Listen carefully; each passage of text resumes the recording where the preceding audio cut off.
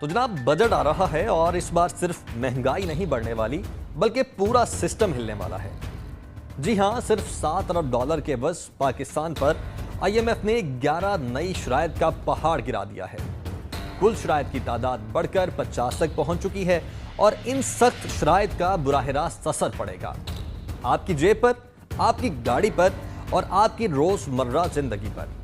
IMF نے نئی شرائط میں کہا ہے کہ زرعی آمدن پر نیا ٹیکس لگاؤ، بجلی اور گیس کے نرخوں میں خودکار اضافے کا نظام بناؤ، سبسڈیز ختم کرو، بے نظیر انکم سپورٹ کو مہنگائی سے نتھی کرو، اور تو اور یہ تک شرط شامل ہے کہ پرانی گاڑیوں کی امپورٹ پر سے پابندی ہٹا دو۔ بظاہر تو یہ پابندی ہٹنے سے گاڑیوں کی قیمتوں میں بڑی کمی ممکن ہے، لیکن IMF کی یہ ایک شرط عام آدمی کا چولہا بجھا سکتی ہے، کیونکہ مقامی انڈسٹری کو شدید نقصان پہنچ سکتا ہے۔ لوکل پارٹس بنانے والی فیکٹریوں کو تالے لگ سکتے ہیں اور ہزاروں مزدور بے روزگار ہو سکتے ہیں۔ IMF کی ایک اور شرط بجلی اور گیس کی قیمتوں پر سالانہ اور ششماہی بنیاد پر از سر نو جائزہ بھی ہے۔ زمیندار کی نیندیں بھی اڑنے والی ہیں۔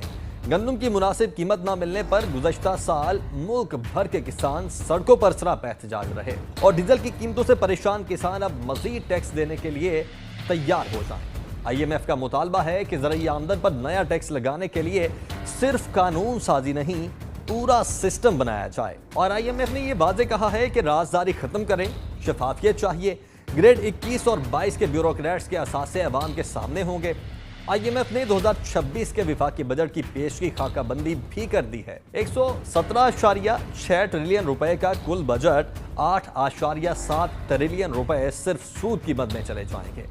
ترقیاتی اخراجات کے لیے صرف 1.07 ٹریلین روپے ہوں گے۔ اہم حکومتی کمزوریوں کی اصلاح کے لیے گورننس ایکشن پلان شائع ہوگا۔ کیش ٹرانسفر پروگرام سالانہ مہنگائی کے ساتھ ایڈجسٹ ہوگا، یعنی مہنگائی بڑھی تو تھوڑا سا ریلیف بھی بڑھے گا۔